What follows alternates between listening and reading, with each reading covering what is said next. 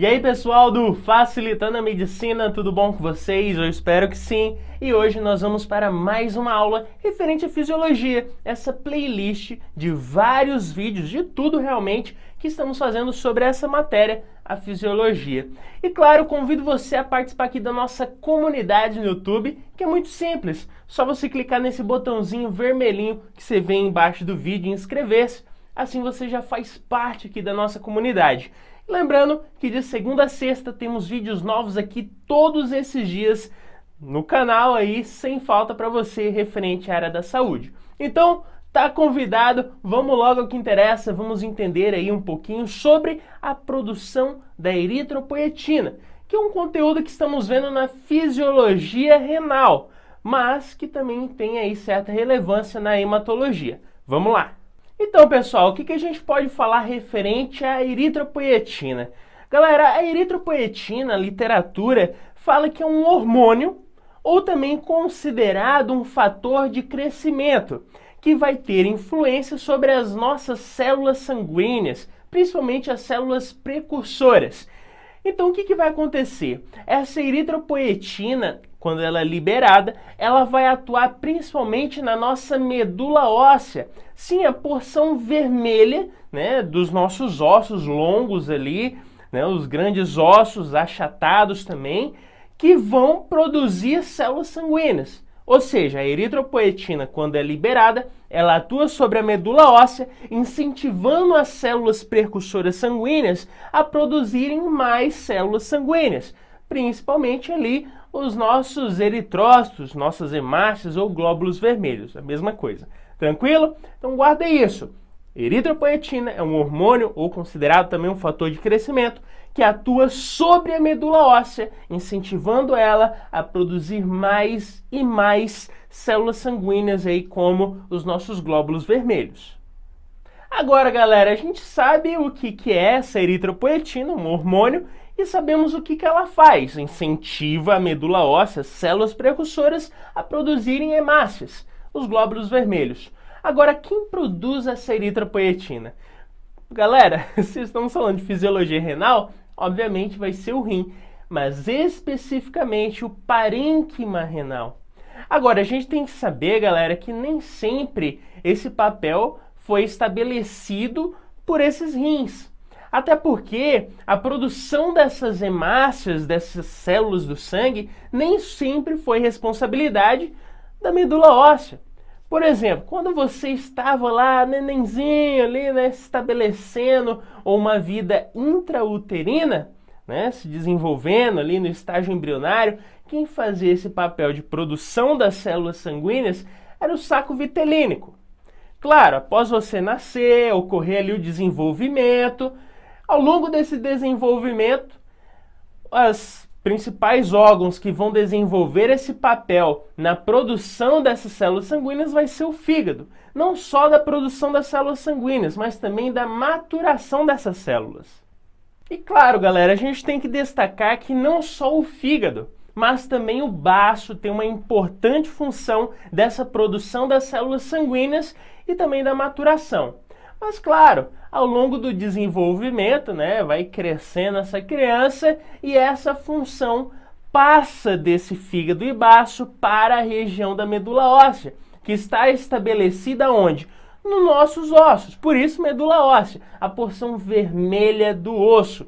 E ali nós vamos ter células que são totipotentes, células que são capazes de gerar, né, se diferenciar em vários tipos de células sanguíneas, né, que seria aí desde as células de defesa e as células como os glóbulos vermelhos, que é o nosso destaque de hoje, referente à eritropoetina. Então, galera, ao longo do desenvolvimento, né, do ser humano, desde o estágio embrionário, esse processo da formação das células sanguíneas, os glóbulos vermelhos, foi passando de, né, um órgão para outro até chegar finalmente na medula óssea e, como consequência também, nós temos ali a presença desse rim com o parênquima hepático produzindo essa eritropoetina que vai incentivar, como a gente falou, na produção dessas hemácias.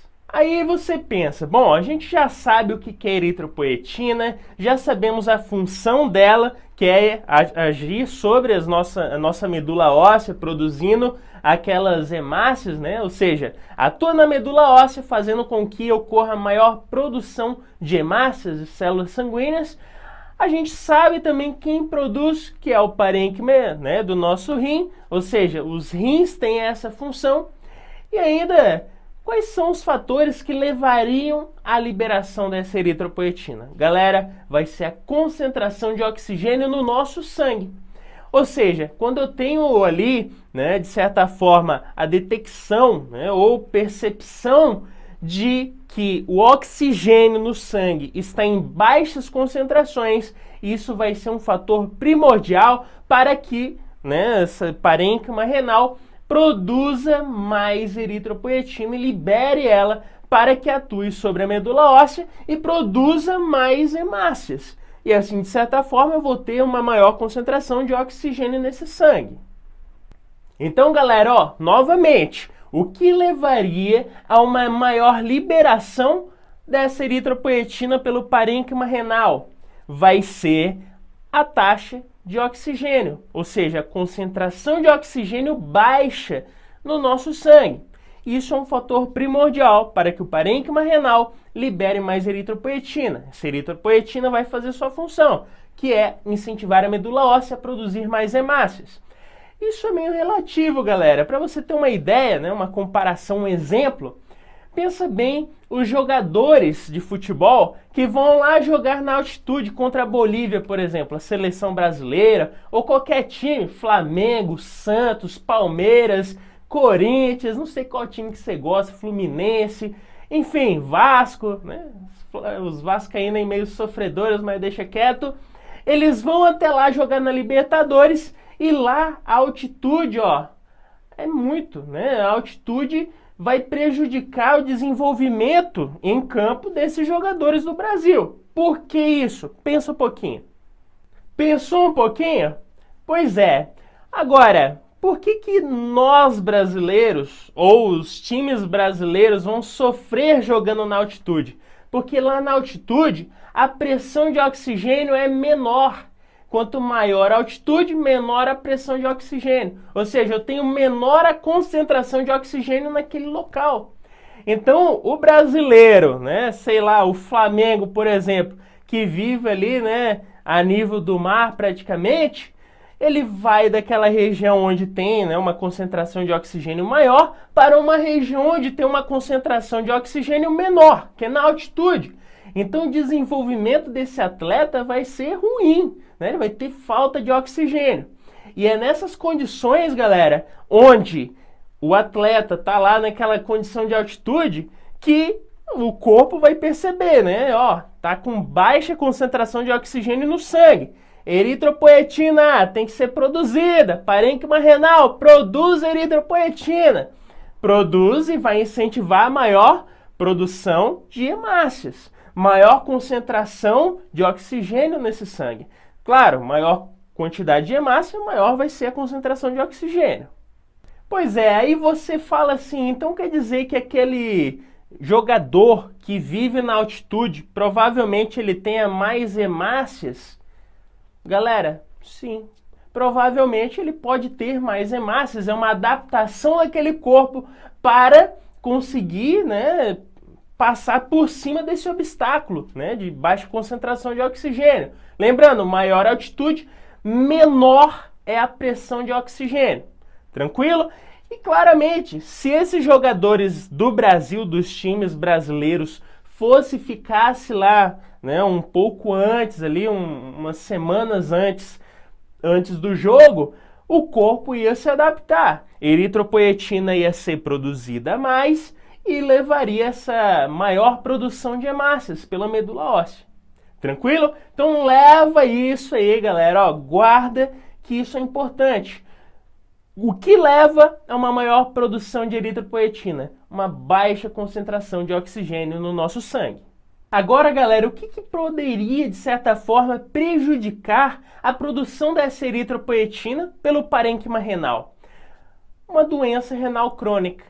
Ou seja, quando esse paciente sofre com doença renal crônica, ele tem ali, de certa forma, uma vai ficar prejudicado a produção e as funções renais, não só da eritropoetina, como também de renina e outros hormônios e também da função renal, porque ele tem ali uma grande concentração de toxinas nesse rim e vai prejudicando, né, cada vez mais que ele exerça a sua função. Então, galera, doença renal crônica, eu posso ter nesse paciente, claramente, essa baixa na produção de eritropoetina. Aí você pensa bem, se eu tenho baixa nessa produção e liberação de eritropoetina, que atua diretamente na medula óssea, para que produza mais hemácias, esse paciente provavelmente vai sofrer com anemia. Claro, ele vai ter perda, né, ou uma menor quantidade de eritrócitos e também uma menor, né, liberação dessa eritropoetina, que incentiva a produção dos eritrócitos, hemácias ou glóbulos vermelhos. Tranquilo? Então lembre-se disso, doença, né, desse rim aí prejudicaria, de certa forma, as suas funções. Então, galera, com isso a gente finaliza mais um resuminho referente à fisiologia renal. Espero ter te ajudado. Se inscreve no canal e vamos para o próximo vídeo referente à fisiologia. Valeu!